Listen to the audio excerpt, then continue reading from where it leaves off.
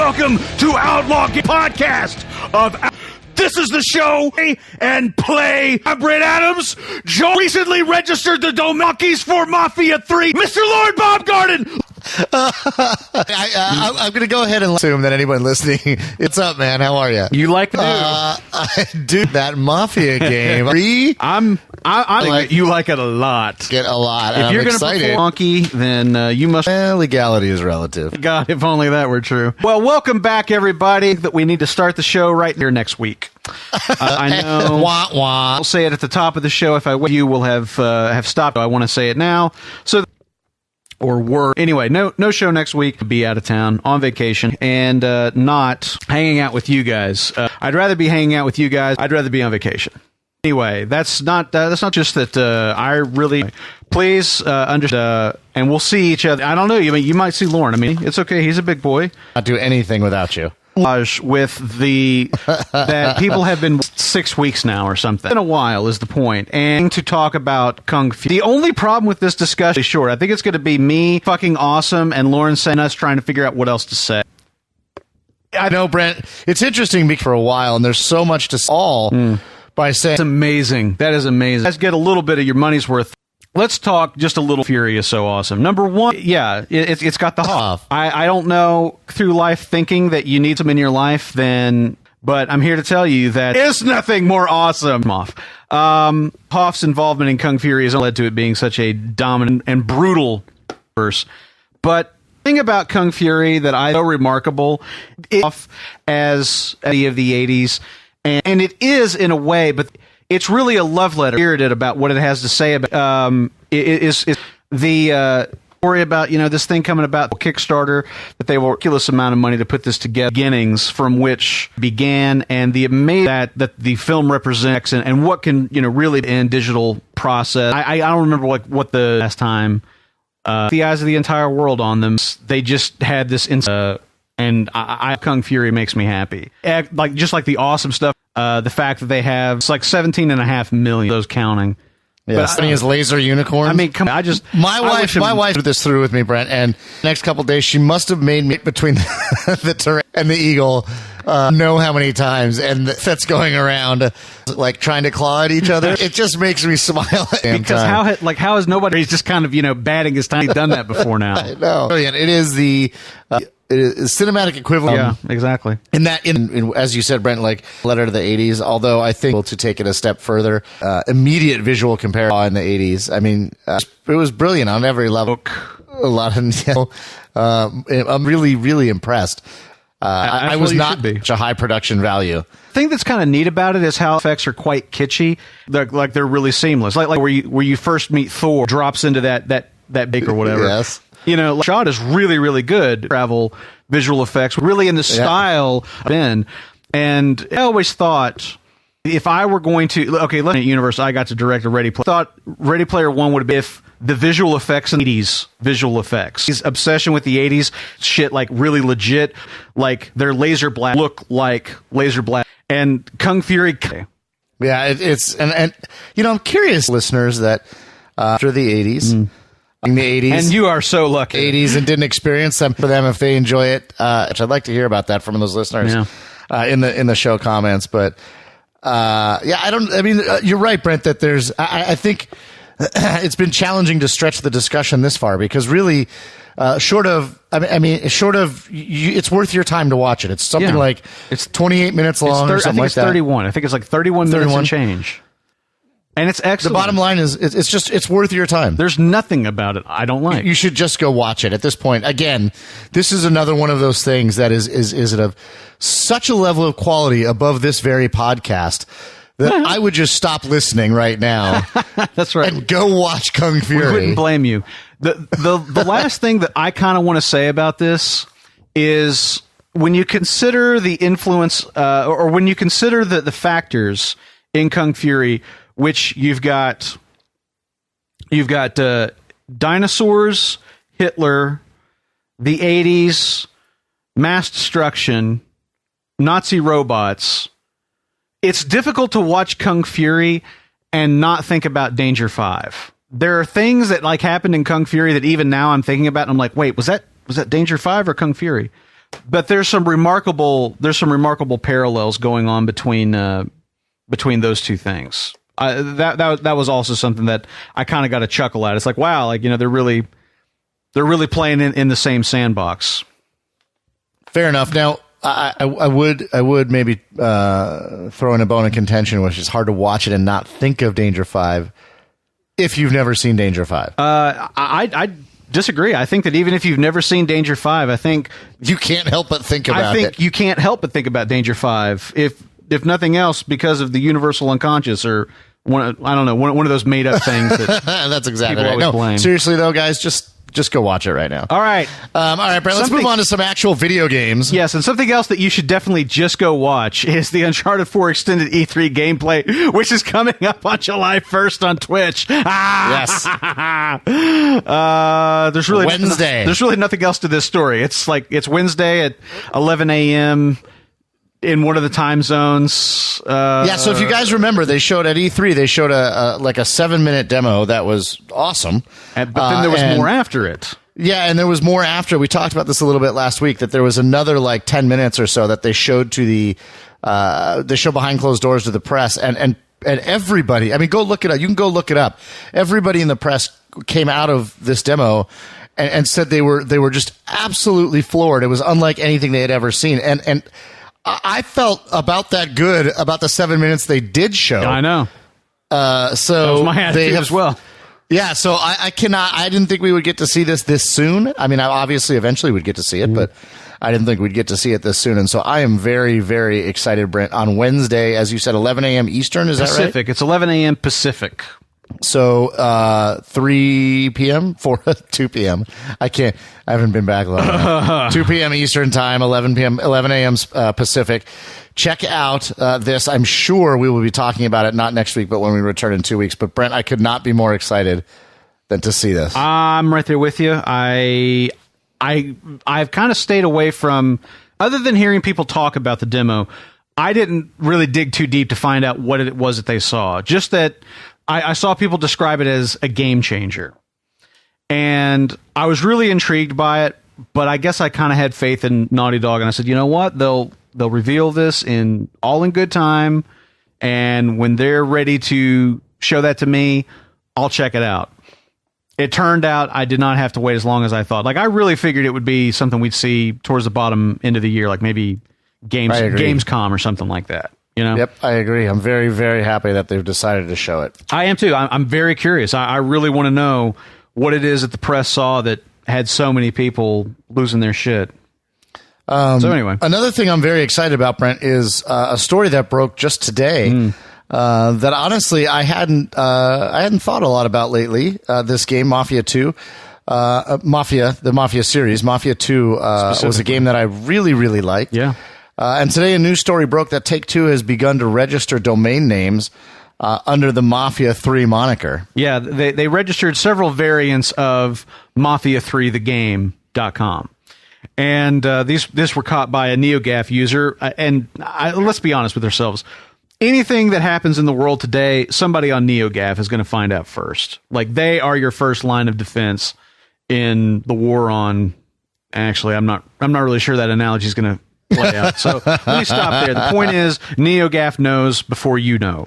And NeoGAF user, whoever, found out today that Take-Two had registered these domains, and then they were promptly transferred to a proxy registrant, as is often the case in these matters.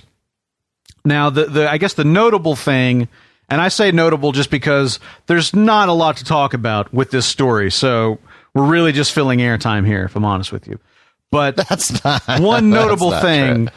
That I will also say here is that it is not the same proxy service that some of the Gearbox titles have been registered through, which may or may not be significant given the fact that it's not the same developer working on Mafia 3, obviously the same publisher in Take-Two. But anyway, so I guess take it with a grain of salt until there's an official announcement, which as of right now, Take-Two has not made any statement on it. That may change by the time this gets released, but that's where we sit as of right now. Were you excited to see this, Brent? I mean, I remember you and I had, had gotten to interact with Mafia 2 when we were at E3. Yeah. I really, really liked the game. I never really finished the game. Yeah. Not for lack of liking so much. Well, I mean, I don't remember now because it has been a few years. I don't remember disliking the game. I just don't. For whatever reason, like it just didn't pull me in. And I don't think you liked it quite as much as I did. Yeah, I don't think I got into it quite as much. But I don't know. Like I own the game. Like I got it on PC during one of the Steam summer sales, and it's one of those things that I often look at my library and think I ought to install that and finish it, and maybe I will, because I was reasonably excited to see this announcement. I thought, well, that's good. I dig a lot of the things about Mafia 2. I like the idea of the game, and if they're going to continue it, that's great. I would recommend checking it out, Brent, because I think it's a game. I haven't played it recently, but I did play it, I don't know, maybe a year ago or so. I pulled it up, and I actually think it holds up fairly well because it is, the theme is so strong in it, and so and the art direction, and so I think it might be worth your time to check it out, especially maybe as you get closer when we learn about Mafia 3. It might be meaningful. I don't know. Yeah. Let's get to the real news. Let's talk about something important. Needless to say, I thought of you when I heard this, Brent. I can't imagine why. As you are no doubt aware, one of the things that I was looking for at E3 and that we didn't get was some update on the Visceral Games Star Wars title that is in development right now, that Amy Hennig of the Uncharted series is working on. And we didn't really get anything about it at E3. But interestingly enough, recently at a panel, Amy Hennig's good friend and, of course, Uncharted star Nolan North was asked about the transition after Amy Hennig left Naughty Dog. And he talked about that, but then went on to say that if you're really excited about Amy Hennig's work, then, she's working on this Star Wars game with Visceral, and it's going to be done in the style of Uncharted. Now, let's just take a second and just waft in the fragrance of that for a moment. And if you need to take a second, get your pants off, that's fine too. I'll wait for you. This was an interesting... I watched this video, Brent, thanks to one of our listeners who posted on the website.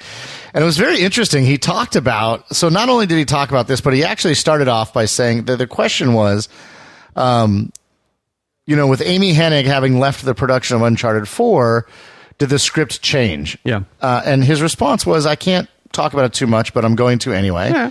And he said that they were 8 months into shooting for Uncharted 4 when Amy Hennig left, and they scrapped it all. That's incredible. And started over, which is pretty amazing, especially when you have stuff that is the quality of the work that Amy Hennig does and has done on Uncharted. But the Last of Us crew came in and sort of took over, and they sort of started over, and that's where that started. And then he moved into, as you said, this if you like Amy, then how would you like some Star Wars Uncharted style? I'd like it a lot, Nolan. And thank you. And thank you. And I have to wonder, these stories are all over the media today, and I have to wonder if maybe some phone calls aren't being made to Nolan North about discussing this. I would be curious to know myself, because here's what that leads me to. Somebody asks something about, does it have anything to do with the infamous now canceled 1313 project that LucasArts was working on prior to there being no LucasArts? And of course, we now know that 1313 was going to focus on Boba Fett. And anyway, the point is that what Nolan North said was really kind of interesting. He said, yes, it's going to be in that style. He didn't exactly elaborate as to, like, is it going to be in that time frame? Is it going to focus on bounty hunter? What exactly that means. But he did say that it did share some similarities with 1313. He also revealed that he did the original mocap tests for that Star Wars 1313 footage that we saw. And he also said that he happens to know a lot about the Star Wars game. And that is the point that I'd kind of like to talk about for just 1 second, because what I want to know is Nolan North working on this game? Is he acting in it? Is he involved in this game? Because if so, how the hell is he getting away with talking about it? My guess is no. I mean, the way he said that, it sounded like, he mentioned that he and Amy are friends. Yeah. And it sounded like I know a lot of, he kind of said, I know a lot about it. And I get the sense that, like, I don't know. I think if he was working on it, he probably wouldn't be saying that. That was exactly what I thought too. Like, there's no way he's working on this because, they'd have his ass, but I don't know. But honestly, that doesn't matter one way or the other, right? It doesn't. Although I have to admit, it would be really awesome if Nolan North was in a Star Wars game. That'd be pretty cool. What am I saying? I'm sure Nolan North has. He was in fucking SWTOR. He played like 3 characters. What am I saying? I'm curious to know when he says a Star Wars game that's in the style of Uncharted. I'm curious to know what part of that style. To which part of that style he is referring? Is he referring to the adventure kind of exactly vibe? The gameplay? Is it the more linear aspect? Is it the sort of lighthearted bantering back and forth between partners? I'm curious to know like what specifically kind of relates to Uncharted. And now I'm very excited for Star Wars Battlefront. It's not even out for several months. Yeah. And now I'm really excited to learn more about what this Amy Hennig game is. I don't know what else to say about it. It's one of those things that, like, thinking about the game just gets me so excited for all the potential that it represents. I kind of dare not let myself I dare not let my expectations get too high for fear that the game will never meet them. But man, it's really difficult to not just lose your cookies over the thought of what they might be putting together over at Visceral. So I guess we'll just have to wait and see. And for the record, I will suck a donkey to get this game. There's no shame in it. I don't care about the legality. You bring me the burro, and I will show you what I'm willing to do to get a fucking Amy Hennig Star Wars game. I don't care. I can't decide if I should be laughing or throwing up a little bit in my mouth.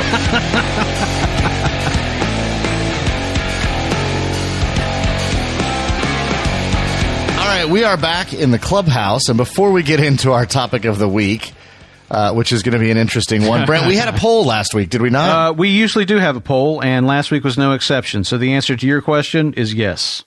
Excellent. Let's move on. No, why don't you tell us the results of the poll? Last week, we were wrapping up our coverage of E3, and we asked you all, now that it's over, how would you rate this year's E3 conference? This is overall. This is not talking about any specific thing, but just the overall feel. And here is how the votes shook out. In last place with 5%, you said it was pretty much what I expected, which is bad. 6% of you said disappointed, one of the weaker conferences in recent memory. 28% of you phoned in for the second place answer, which was it was pretty much what I expected, which is good. But the overwhelming majority of the Outlaw gamer audience voted great, the best E3 in a long time. 62% of you thought this year's E3 was something a little bit special. And I have to agree, it was pretty exciting. Brent, I think looking back on it, one of the things that made it so interesting was that there was, relatively speaking, I feel like there was less kind of bullshit fanfare and more information and more like information about interesting IPs. Yeah.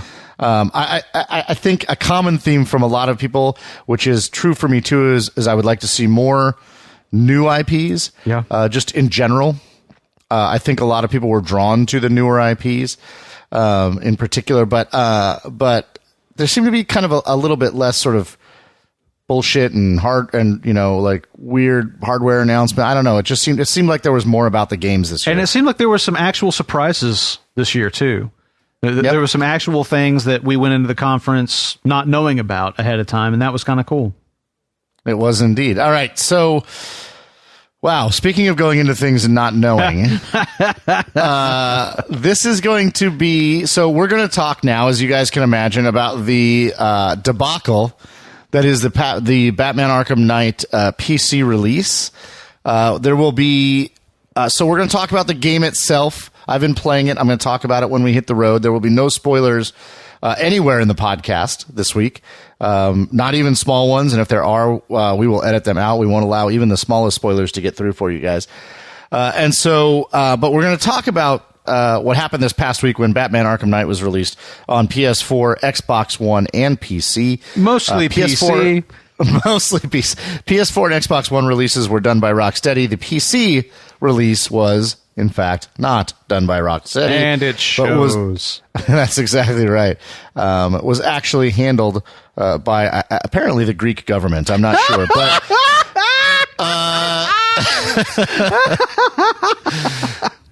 there are some funny videos out there. Some of the Hitler videos.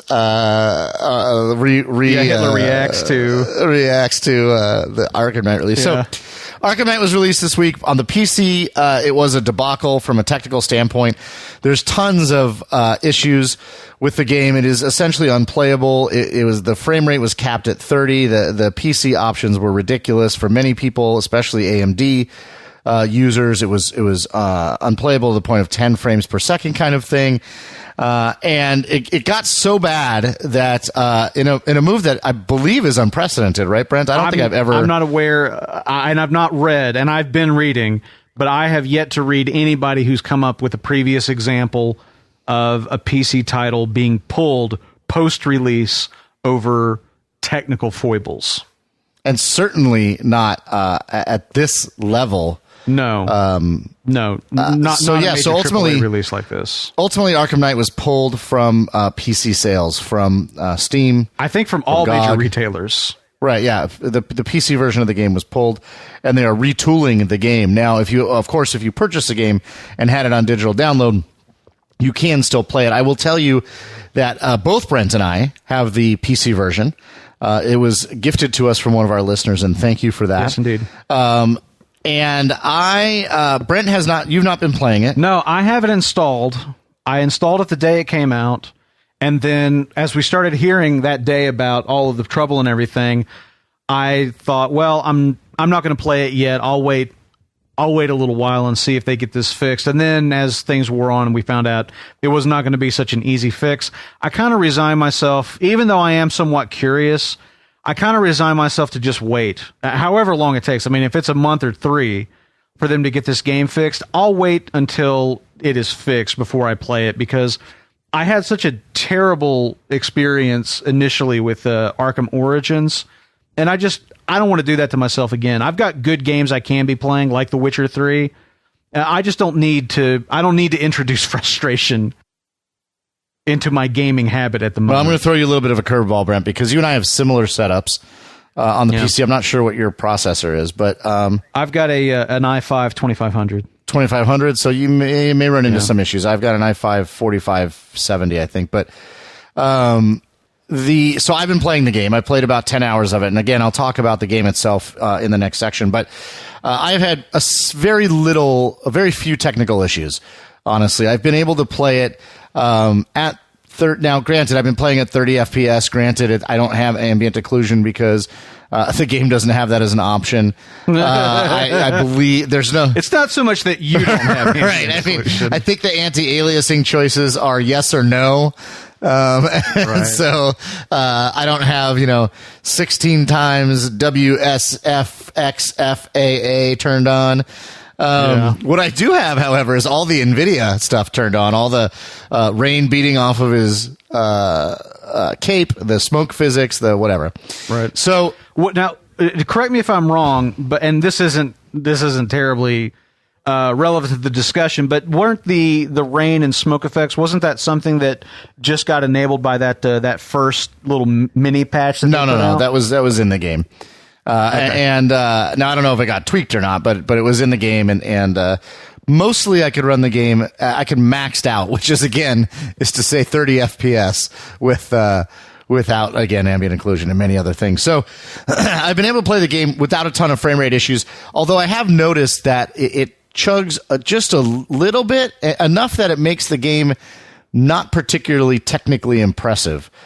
Which is something that you are hearing on the PS4, is that the game is very technically impressive. You're hearing things like the most beautiful game of our generation, of this generation, excuse me, an amazing use of the PS4. I do not have this feeling playing on the PC, and so I do kind of think now that, like, prior to all the stuff coming out, I thought it plays well, it's okay, but the more and more I watch it, the more I realize it's just a fraction of a second off. So, but I am playing it. I've played about 10 hours. And so, boy, there's so many issues here, Brent, that we need to touch on. I think that, we're going to talk a little bit about, again, pre-ordering. I can't help but think we're going to talk a little bit about that. Many of the Outlaws have brought it up.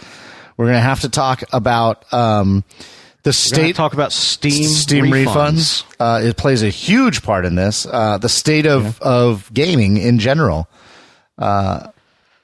Yeah, well, let's just grab a fork and kind of dive in. I think the first thing that I would say is if nothing has yet convinced you, and maybe this only applies to PC gamers, because if you're on PS4, it sounds like you're getting a great experience, and that's great. I'm very, very happy for you. But if nothing else can convince you that we got to stop pre-ordering games, this has to be like that U-turn moment or whatever. I read an article. I'm actually searching for it right now in my RSS reader to see if I can find this. But I read an article very recently that I want to say was on Kotaku. I don't recall who the author was, but in any case, the point of the article was simply it was simply a plead with the gaming masses to stop pre-ordering games. And it talked about sort of the history of pre-ordering and how at one time pre-ordering really made sense when you were talking about physical releases of titles that were going to be limited in quantities. And if you wanted to secure yours, it really made sense to pre-order it. But that time has passed now. Number one, if you're on the PC, it's almost totally digital distribution. Digital distribution is rapidly making inroads into the consoles, and the market has gotten so much more sophisticated about predicting how many physical copies they need. The chances of you not being able to find one are far less today than they were 10 or 15 years ago. There's no benefit to pre-ordering anymore. The only thing that pre-orders really give you now is exclusive content. That's like the only real benefit from it. Everything else is just sort of the hype and your excitement level. It's like, I'm so excited about this game, and I want to see it in my library. That's right. The industry almost creates this need within you to like prove how much you're excited about the game by pre-ordering it. And you have to resist this. And as far as the pre-order of, like the bonus pre-order content that they're giving you, yes, I think you should give it up. I don't think that piddly content is worth what is happening to gaming as a result of basically guaranteeing them a sale before you know whether or not the product is sound. And I think that's a very applicable point in this whole Arkham Knight discussion. If I can find that article again, I will post it. But it was a really, really good read, and I found myself in complete agreement almost throughout. Another thing, Brent, you talk about the time of pre-ordering having passed, and you talk about it in the context of, previously one of the big reasons you might pre-order was because you want to secure a physical copy. I would add to that perhaps that the time of pre-ordering has passed for a different reason. And that is, historically, I think until the last couple of years, or maybe few years, when you pre-ordered a game, for the most part, you could count on that game working. That doesn't mean that there were not instances of it not happening. And certainly with Battlefield 3, which was a few years ago, that wasn't the case. But for the most part, you could count on games working when they were released, and therefore, it didn't make pre-ordering inherently like a poor choice, or not a gamble in which the odds are, at this point, I would say, Brent, significantly stacked against you. I mean, I feel like at this point, the gaming landscape has shifted dramatically from what it was 5 years ago. That if you looked at the percentage of high-profile games that are released in a poor technical or unfinished state, especially on the PC, you would find a significant difference in the percentage now versus what it was 5 years ago. I agree. I think that the seventh console generation and the sort of the discovery of what an internet-enabled video game console could do, I think that changed how developers and publishers approached making video games in a really fundamental way that has not been wholly positive. There have been positive things that have come out of that, but certainly I think that a very big negative has been just the state of games that we see on release. Incidentally, that article from Kotaku was written by Luke Plunkett, and I have that now. I will include that in the show notes if you guys would like to check that out. Yeah, Brent, I mean, I would say at this point, honestly, think about it. At this point, almost any. And I'm trying to I'm thinking, as I'm saying this, I'm scrolling through my brain and thinking, what companies do I trust? Naughty Dog, I think. But at this point, I am dubious that any release, it's about a 50-50 proposition to me. Yes, I think it is a 50-50 proposition as well. But I think that to me, it seems that a game that is released on a single console or a single platform, pardon me, tends to fare better than multi-platform releases do right now. Well, yeah, there's always exceptions to the rule, but I feel like this is a problem that we see more in multi-platform releases, which is odd given the fact that all the major, like the three major platforms now share an architecture. It seems as though, I mean, right, you would think it would have gotten better, not worse. Yeah, exactly. Like certainly we had the expectation that would make development easier. And maybe that's not the case. It certainly seems like it's turning out to be that way. Let's move on just a little bit. I want to talk about the role of Steam refunds in this fiasco, and I've certainly seen other people opining that the one and only reason that this game was pulled from PC retailers was because of Steam refunds. Now, it wasn't only pulled from Steam, although Green Man Gaming also offered refunds on Arkham Knight as a result of the problems that gamers were having. But I've seen a lot of people say that the reason that this unprecedented thing has happened is because Warner Brothers was looking down the barrel of losing their shirts on the PC platform, because people were going to, rightfully so, seek refunds for their broken copy of Arkham Knight on PC. Do you subscribe to that? Do you think that is in fact the case? It's hard for me to say from the outside, Brent, the difference here between causation and correlation. I mean, and certainly I would think that there's a role in it. I can tell you that even though I'm getting good performance, although not the performance I would hope from a brand new 970. If this game had not been a gift, and I would have returned it. And I actually looked and tried to return it to get a PS4 copy of it, and you can't do that with gifts, which I knew. I just thought there might be an exception for this game. Not the case. If I had purchased this, I absolutely would have returned it. Now, one of the weird things about this, I think, is also that of the people that return it, I wonder what percentage are going to purchase it on a different platform.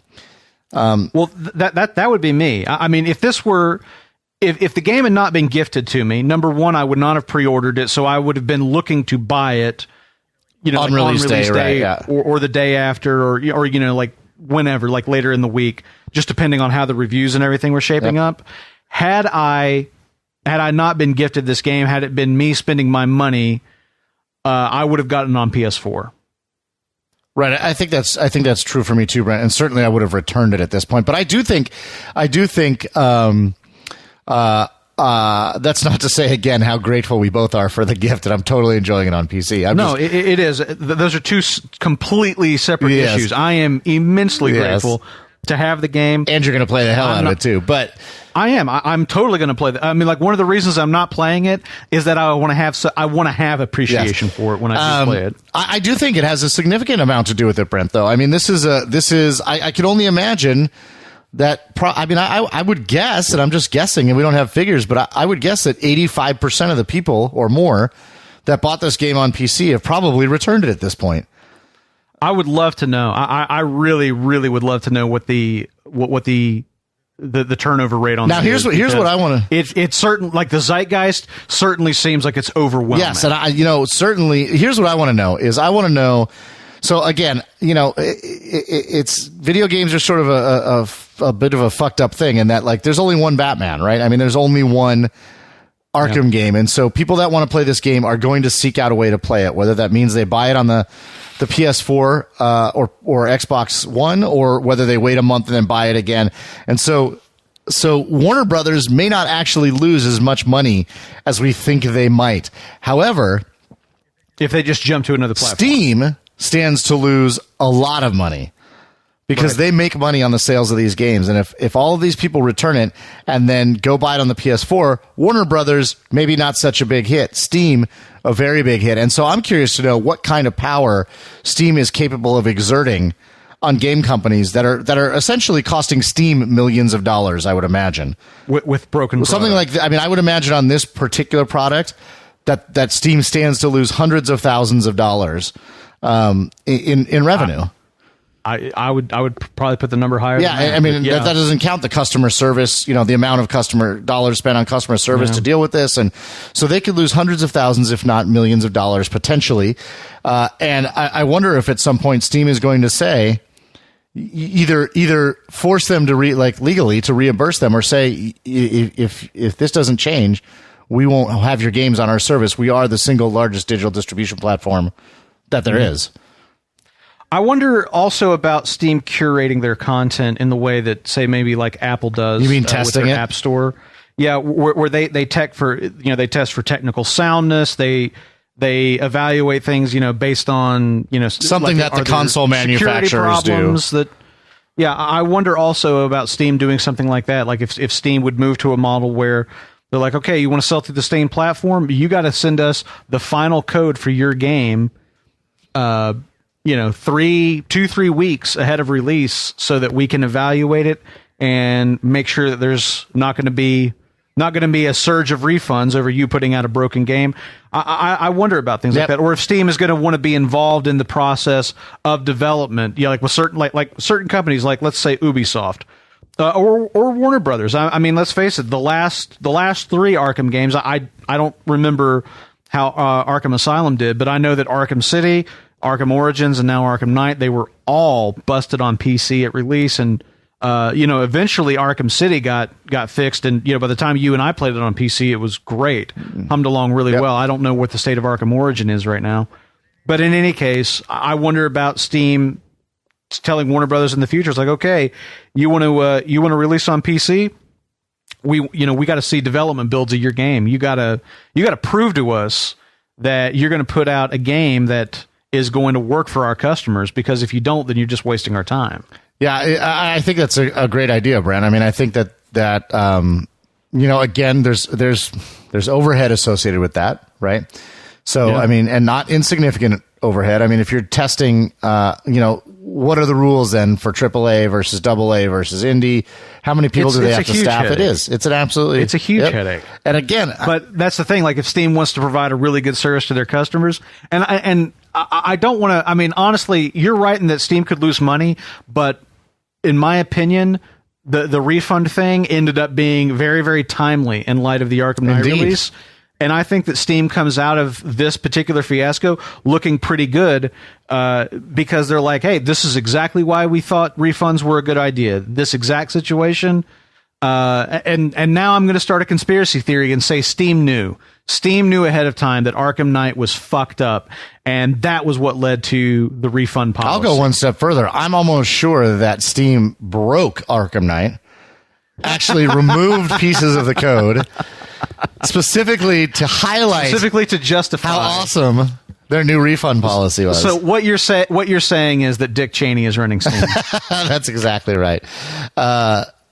That's what you're saying. Now, this is of all of the things we're talking about here, Brent, I think that Steam adding the functionality of refunds is fantastic for consumers, and this is an excellent and couldn't be more timely example of why that's the case.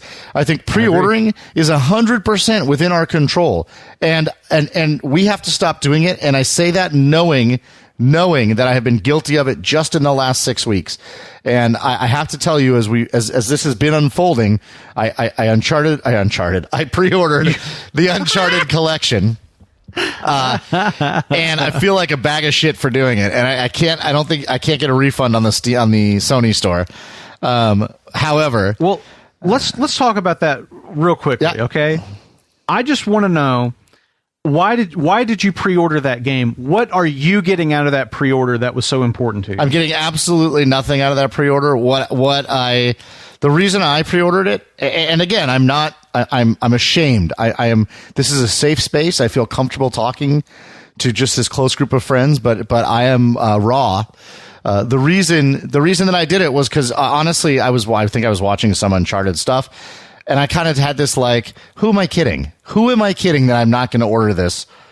Right. And even if it's not a great port, just to be able to play it on my PS4, because currently I have no way to play any of the Uncharted games. I kind of had this like, who am I kidding? I'm just going to I have the money right now, so I'm going to order it right now so I don't have to worry about it later. So the benefit to me was buy it while I have the money, so I don't have to think about it several months from now. Gotcha. It's like buying myself a birthday present. It's a lot like but I have to tell you that in the light of all of this, and we've talked about this before, and I generally don't pre-order, and it was kind of one of those like, who am I kidding things again, and I feel like an ass. But that's 100% in our control though, and we can all decide as a group moving forward not to pre-order again. And I think if we can somehow make a movement or a not pre-order ticker on OGS, that would be on OGR, that would be fantastic. OGS, excuse me. But the thing that worries me the most about all of this, Brent, and that is the thing that's ultimately out of our control, and that is just the frequency with which this is occurring exponentially more and more every year. Yeah, I agree with you, and I think that the thing that gives me a bit of optimism about it is that it is not just us and the OGR audience and our little corner of the web that is talking about, we got to stop pre-ordering games. It's making the industry worse, and we have control over that. We can make a difference. It's not just us saying that. It's some very high profile commentators and journalists within the industry at some very major outlets saying the same thing. And if we stop pre-ordering games, it's going to change. And the thing is that I do think that we have to be. I think that we have to proselytize. I guess is ultimately what I'm saying. I think that we have to talk about this. We have to tell people why it's important to not pre-order, because I think that there's a ton of consumers who are big fans of games. You know, people that I'm friends with that always give me the sideways puppy look when I talk about, you know, why I don't want to do business with GameStop. And you know, this is just yet another kind of reason, because GameStop, admittedly, they're not the only ones. All retailers, you know, have some blame to share in creating this sort of culture of pre-ordering. But certainly GameStop has really championed that and has driven that into like exclusive content for pre-ordering with them and retailer exclusive content, that kind of thing.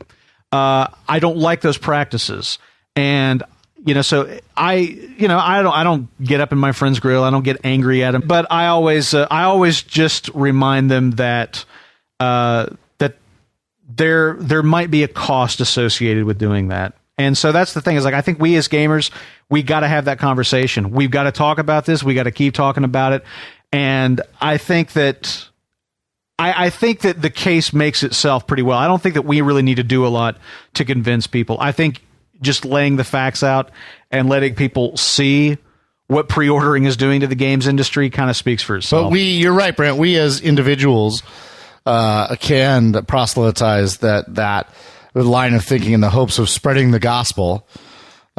the gospel of not pre-ordering. And to take that to its what I think a natural conclusion, Brent, are we in agreement then that we are going to need everybody who's a member of Outlaw Gamer Society, we're going to need your credit card information and most of your gaming account information to do spot checks. Make sure. To ensure that you're not pre-ordering. And if you do pre-order in the future, you will be drawn and quartered.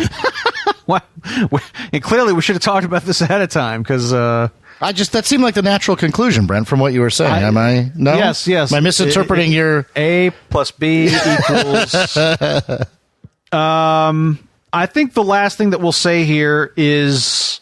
Or the last thing that I'll say, just to try to be somewhat fair about this, is that Warner Brothers has said that the work has begun to fix the PC release, that Rocksteady is working with their partners. Presumably these partners are the ones who initially worked on the PC release and fucked it up so terribly. But Rocksteady and their partners are working on fixing the game, that it will, quote, take some time because the work is significant. They've released a laundry list of things that they're going to be addressing as they move through this process. They're going to be putting out a series of interim patches. I think the first of those is already out, but they are, I guess, at least attempting to do some damage control on this, as far as saying, okay, we're aware of the problem, we're working on it, here's the things we're going to be doing, and on and on and on. So for whatever it's worth to know that, I just want to put that out there. But yeah, it's a pretty demoralizing situation. I'm very disappointed because I was so looking forward to playing the game. And I guess ultimately I've just kind of resigned myself to try to hold on to my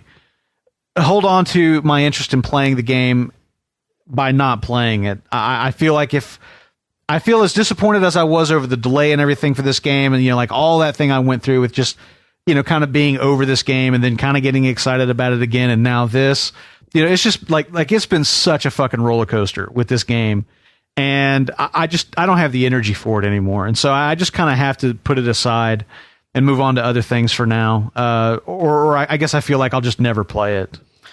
Well, hopefully that won't be the case, Brent. We do want to hear from you guys and your thoughts, as usual, on this subject matter. We'd like to hear from people playing the PC version and what your experience has been, if you have chosen to seek out a refund, and what you think about this in general and the state of the industry relative to this. Please let us know your thoughts in the comments, and maybe we can start a Kickstarter for Brent to play the game. Yes, pay me to play this game. If only I were a cute Swedish guy.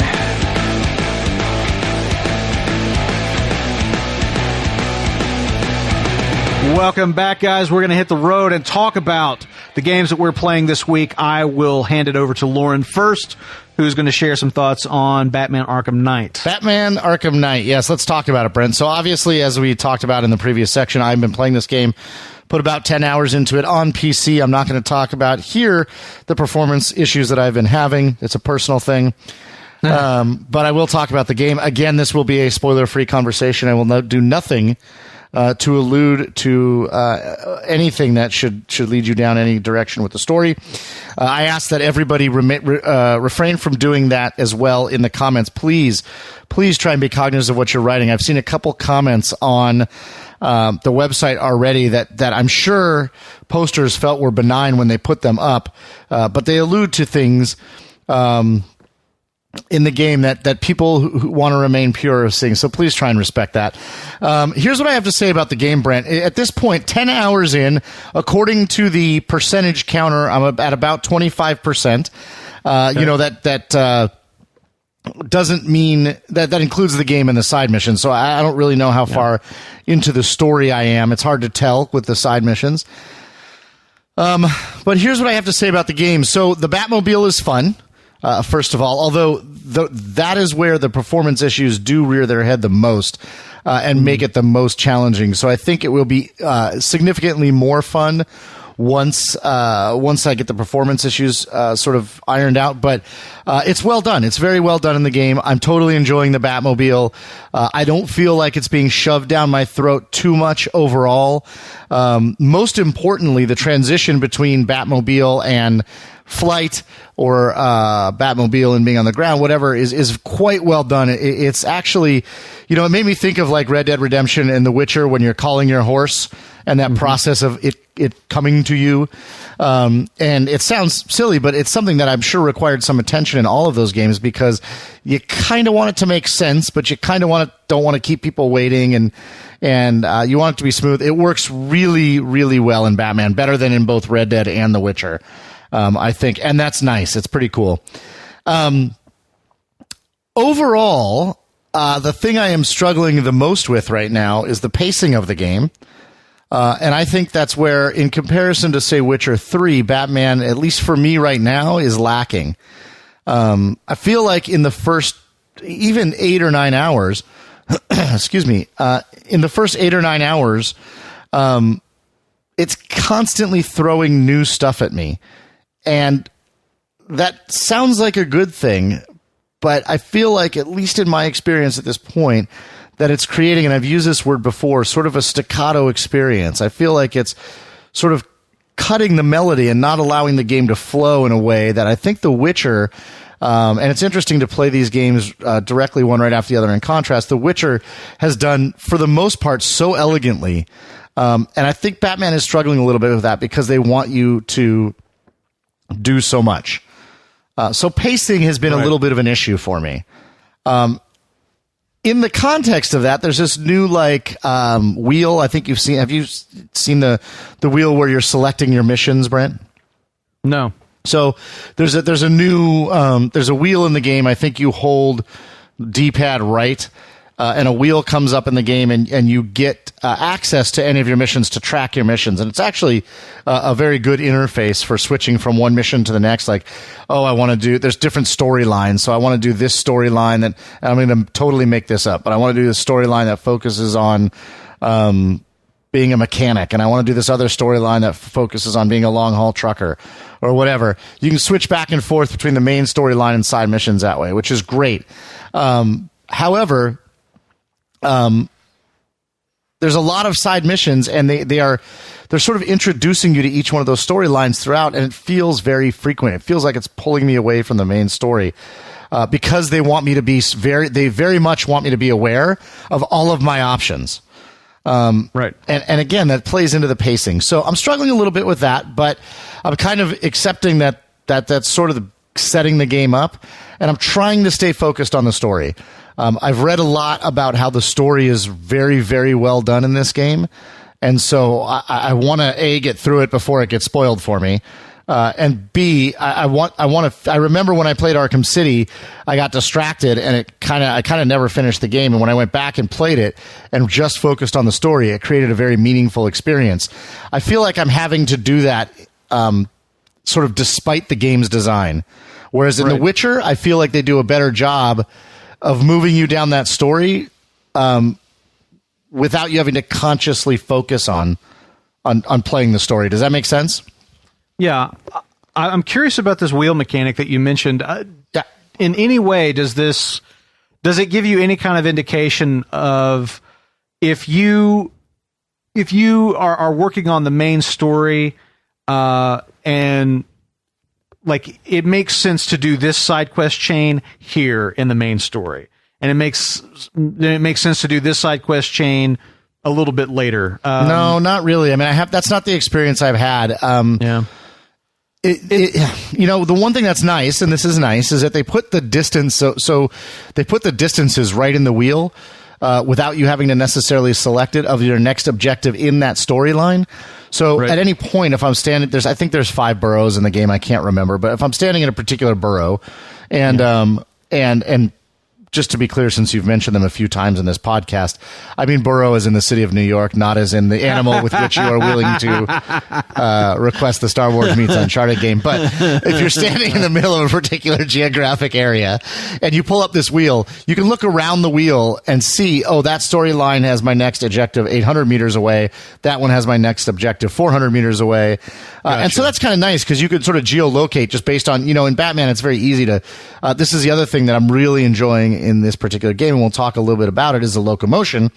It's very easy to find yourself, someplace you haven't been before geographically. And so it's nice to be able to go, okay, so instead of me wanting to just continue and fly all the way across the map just to do this storyline, what's around me? Yeah, well, what can I go ahead and knock out while I'm right, here? and that's nice. And I'm also stumbling across stuff, like significant stuff in Batman. A couple of times I have stumbled across, I guess it'd be almost akin to stranger missions, where they weren't sort of thrusted upon me because Rocksteady wants me to know they're there, but I happened upon it geographically, and that's been a lot of fun. So I almost feel like it's been it was like an 8-hour tutorial level, which sounds odd.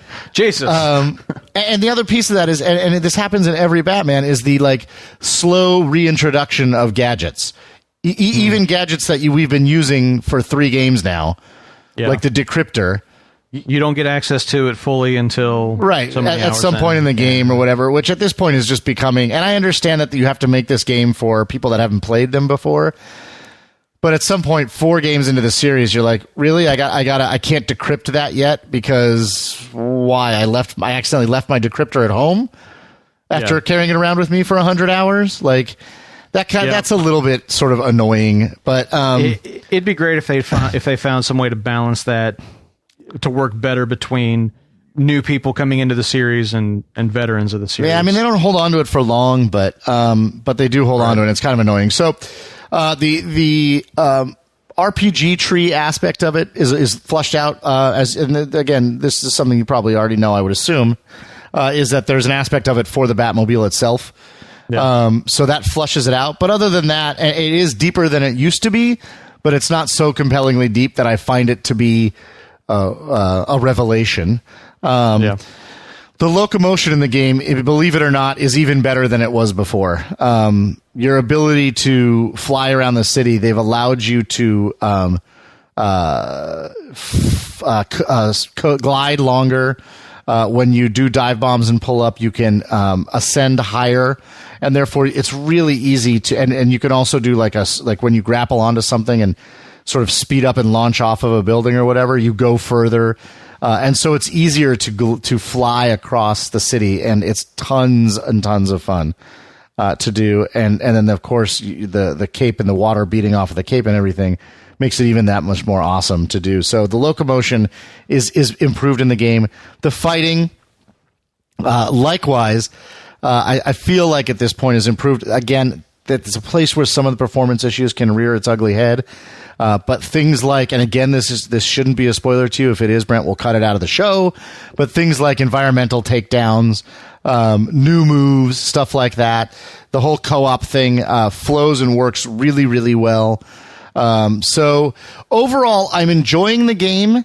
I haven't at this point had the sort of awe-inspiring moments that I had with The Witcher 3.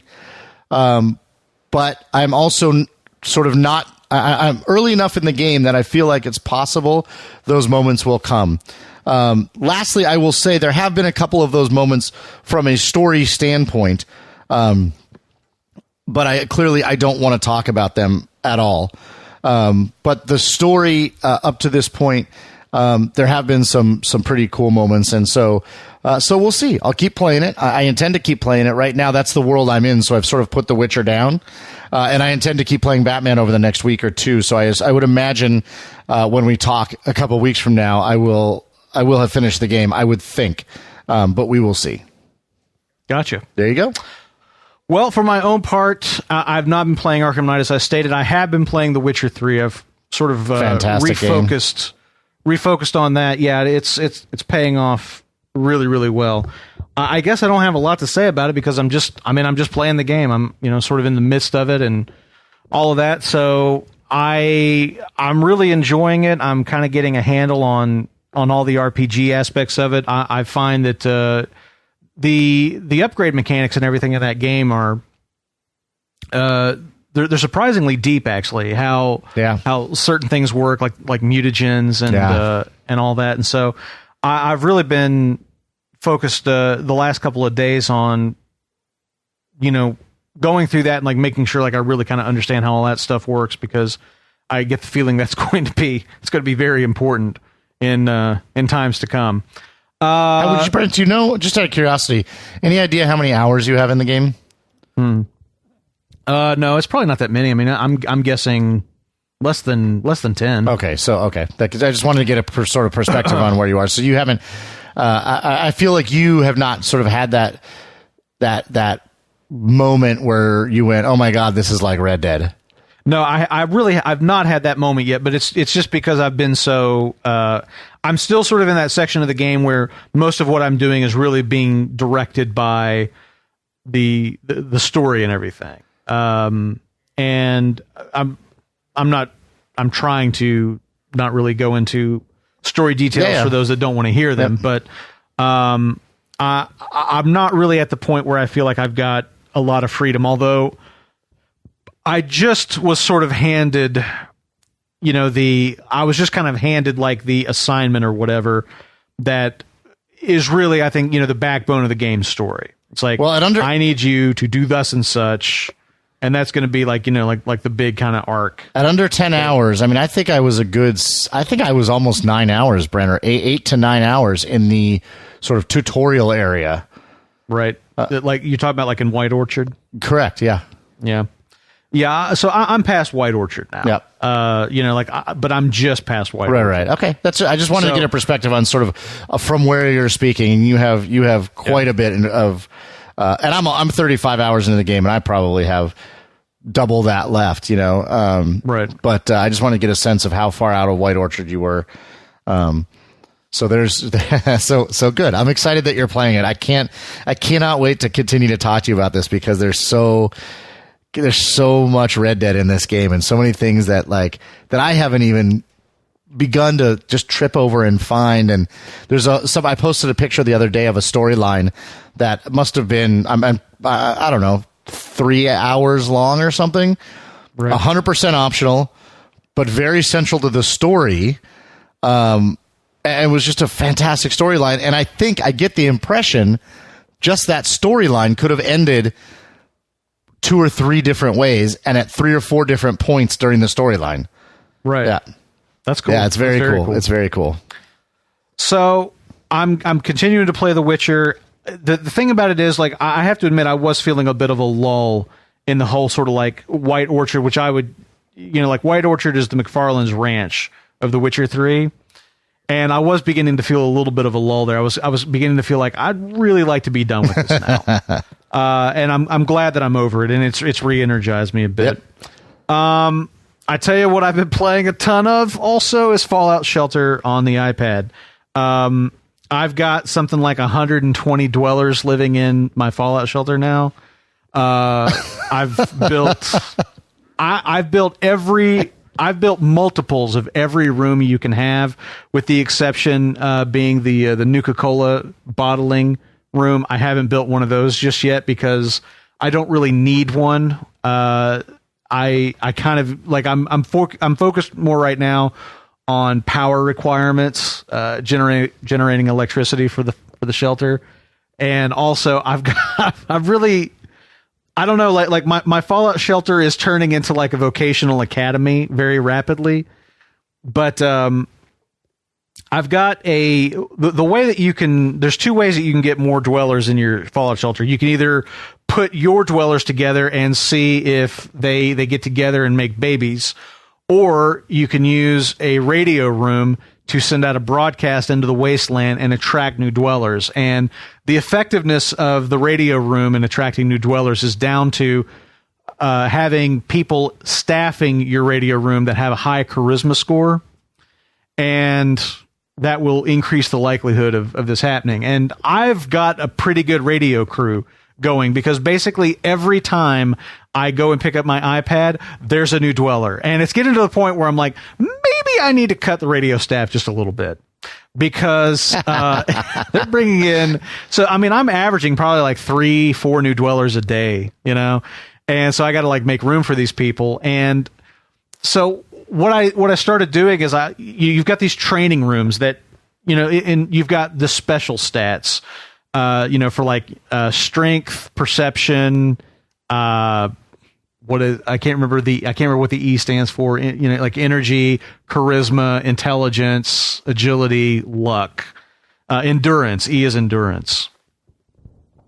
And there's these different training rooms that you can put into your shelter that will train those stats. So if you got somebody that you really need them to be good in one of your electrical facilities, but they have a low strength stat, which the electrical facilities use the strength stat. If they have a low strength stat, well, you can send them to the weight room to train their strength stat up. And, you know, like going from strength stat 1 to 2 takes maybe 20 minutes. Going from 2 to 3 takes 45. By the time you're up to like 5, 6, you're talking like 7-8 hours to increase the stat 1 point. And I have got something in the neighborhood of, I would say it's about 50. I've probably got a little less than half of my population doing this round robin through the training rooms. So like everybody that needs a strength stat raised a point, I send them into one of the 2 weight rooms that I've got, because it's something like I guess it's probably about 8 or 9 dwellers at any one time, and a fully done strength room is like only will hold 6 people at a time. So you got to have multiples. And so same thing for the charisma stat, same thing for the endurance stat, and on and on and on. So like for every one of those stats, I've got like 2 rooms set up, and I just round robin through them like several times a day. And like, it's amazing that has become like the chief focus of my gameplay right now, is just like managing all this. And like at the end of it, I'm going to have like 50 people that have like maxed out stats, and then I'm just going to like unload them on my base. And I don't know, then like, and then I will win or something. I don't know what my expectation is of the end game for this, but for right now, I find it interesting and it's keeping me satisfied. And in addition to the fact that I'm also sending out like multiple parties into the wasteland to gather resources and things like that, which I find pretty cool. I've spent my first money in the game. Last week, I bought a 5-pack of lunch boxes, which was $4. And I did it basically because I was like, I love this game. I'm playing this constantly, and I would like to support the game financially, let the developer know that I think they're doing a terrific job, and I want to see more content for the game. So I spent some money for it, and I was very happy to do so. So I'm curious. I think the thing that has my interest peaked the most, Brent, other than finding out when the damn Android version of this comes out, right? Does playing this game make you want to get Fallout 4 more? You know, it kind of does. I know that the gameplay in Fallout 4 is going to be very different. Obviously, from right. But although I would be curious to see at this point, honestly, if they figure out a way to work this game as a mini game into Fallout 4. But anyway, I'm curious if this is if you feel like this is just as a strictly as a marketing tool, just to get people hyped to play, to get people in that world, wanting to recognize those icons, branding those icons to people. I have to say that I think it's working on me, because just the whole sort of sensibility of the game and the sense of humor and everything that it has is really endearing. I mean, one of the neat things about the game is if you zoom in, like right down to like the room view, where the only thing you can see is a section of one room, and you can kind of pan across it. And at that point, the characters are fairly large in screen, and they'll have dialogue that'll just come up over their heads as though they're talking to each other. And some of the conversations are really, really funny. And like one of the conversations that you'll see is, hey, who would win in a fight? a lumberjack with tentacles for arms or a shark riding a unicycle. And somebody will say, well, why do they have to fight? Like, why couldn't they just be friends and go have a beer or something like that? And then the other day, I zoomed in on a room for something, and I just caught like a response to that conversation I'd never seen before. And it was somebody saying, I don't know, lumberjacks are pretty tough or something like that, and I was like, like I missed the first half of this or whatever. Right. I don't know. I mean, I was interested in Fallout 4 after the Bethesda press conference, but I have to say that playing this game just makes me it makes it more present in my mind, I suppose. Just makes me think about, will the kind of the sense of humor and the depth of gameplay, although different, will it be as deep and satisfying as it's been in Fallout Shelter, which is a surprisingly deep game. Yeah, they are. Bethesda is saying like they're blown away by the reception to it. It's been incredible. It was #1 in something like 50 countries, and I can only imagine they've made money, a tremendous amount of money off of it. But good for them. But even without that money, I mean, you said you could absolutely, you gave them money because you wanted to support them, and for no other reason. That's it. I mean, there's no reason to spend money in the game from a gameplay perspective. Yeah, other than just I want to buy a bunch of lunchboxes and maybe I'll get cool weapons. Yeah, right, exactly. And that's I can't wait to play it, man. I really cannot wait to play it. Maybe it will be that elusive. That elusive mobile game that will grab me. That you will actually like. Well, hopefully you'll be able to find out at some point. Indeed. All right, Brent. I think it's time for us to exit the road and move into the sunset. Let's do this. All right. So my Into the Sunset is another hearkening back to E3 this year. It is a game we talked about last week. My Into the Sunset was about the game Unravel. This week it's going to be about Tom Clancy's Ghost Recon Wildlands. Yeah. I want to talk a little bit more about it. We sort of talked about it briefly in our E3 specials, Brent, but I went back and watched the trailer again and have done a little reading on the game. And I'm very cautiously excited about this game. And I say cautiously, and this saddens me, Brent, and it kind of goes to our topic of the week, that I am gravely concerned about the quality of this game, strictly based on the fact that and this is not meant to be a joke, that it's coming from Ubisoft. Mm-hmm. I know you're struggling not to laugh, but it's what I'm saying is genuine. I mean, I think a little bit. Ubi has been. I think Ubi has a shitty track record at this point, honestly. And the last two Far Cry games were great, but there's been many other games in the Assassin's Creed series, Watch Dogs, The Crew, that have come out and been a poor quality performance-wise or poor quality design-wise. And I think what we've seen with Tom Clancy's The Division is another indicator of what I think is going to be a foible from them. And so just the fact that Ubisoft is attached to this is concerning to me. However, with that caveat, Brent, I rewatched the trailer a couple times and did some reading, and it looks absolutely fantastic. I love the Ghost Recon series. I like the direction that it's taking moving forward, and I'm really, really excited to see more about this game. I agree with you. I love the premise of the game. I really like what is being proposed as far as this kind of open-ended gameplay.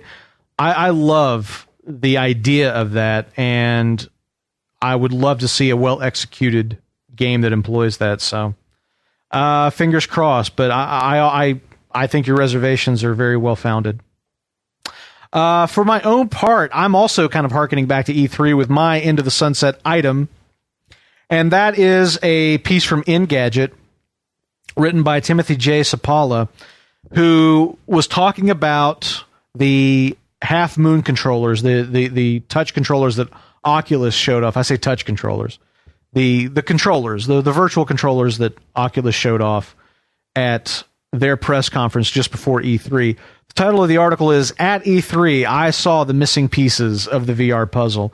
And he talks about getting some hands-on time with the controllers, using them. He talks quite a bit about playing the Insomniac Games VR title that Oculus showed there in their press conference, Edge of Nowhere, which both you and I commented, oh, this really looks like H.P. Lovecraft's At the Mountains of Madness. And he says, it's a lot like playing H.P. Lovecraft's At the Mountains of Madness. We're like, no, really? But anyway, he talks a lot about that game, which I'm excited about, and what he talks about experiencing in the game is very, very promising. So getting a little bit of more information on that is nice.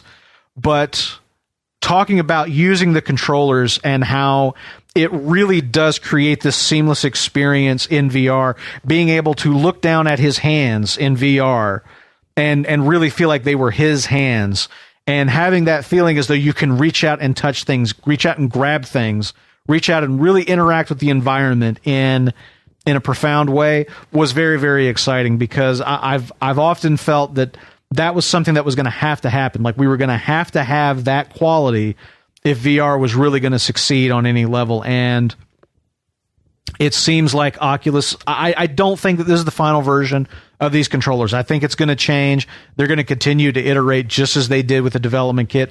Probably not as much as with the development kit, given the fact that they're committed to a release date less than a year out. But I think they're going to continue to refine these things. And when they come out, I'm hoping that I'm going to have that same experience. I'm hoping that I'm going to have the experience of using an Oculus Rift with these controllers and say, yes, this is it. This is what VR version 1.0 really is defined by, is this immersive experience where you can see and interact with your hands the way you're used to interacting with the real world in the virtual world. So it was really exciting to read his reaction to that. It was one of the things I really wanted to get on the other side of E3. I wanted to know more about that and get a firsthand account, and it was a good write-up. So I would encourage you to go and read that if you're interested in seeing what he had to say about Oculus's solution to VR controllering. Excellent. I will absolutely read that myself, Brent. As you know, I'm mildly obsessed with the reality that is virtual. I have heard that. And with that, we will wrap it up for this week. Remember, we're not doing a show next week. I just want to remind everybody. As usual, we want to hear everything that you guys think about what we talked about on this week's show, including the missing pieces of the VR puzzle, Tom Clancy's Ghost Recon, Wildlands reveal trailer, Fallout Shelter, The Witcher 3, Batman Arkham Knight, the game, and up in the clubhouse, Batman Arkham Knight, the fuck up. And then what we talked about up in the garage, Visceral Star Wars game, and the fact that it might be a peanut butter and chocolate that is Uncharted meets Project 1313. Mafia 3, Uncharted 4 extended gameplay, which is going to be coming out July 1st. And of course, Kung Fury. Let us know your thoughts on that. And everything else that is gaming. We are grateful to be here for you. As usual, he is Brent Adams. I am Lauren Baumgarten. And remember, you don't stop playing because you get old. You get old because you stop playing.